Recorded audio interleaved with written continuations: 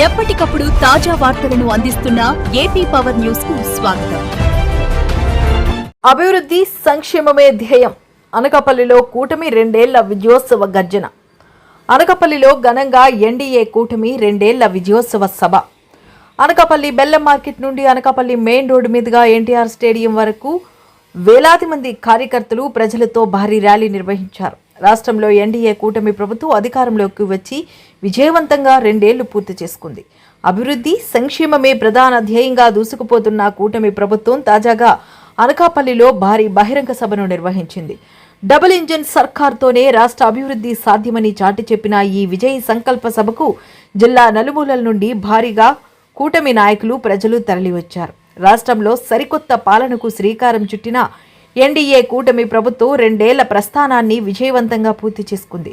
ప్రజా ఆకాంక్షలకు అనుగుణంగా అటు అభివృద్ధిని ఇటు సంక్షేమ పథకాలను సమతూకంతో ముందుకు తీసుకువెళ్తున్న తరుణంలో అనకాపల్లి వేదికగా భారీ విజయోత్సవ బహిరంగ సభను నిర్వహించారు. స్థానిక ఎమ్మెల్యే కొనతాల రామకృష్ణ ఆధ్వర్యంలో జనసేన పార్టీ ఇన్ఛార్జ్ భీమర్శెట్టి రామ్కి మరియు కూటమి నేతల పర్యవేక్షణలో ఈ కార్యక్రమం అత్యంత వైభవంగా జరిగింది.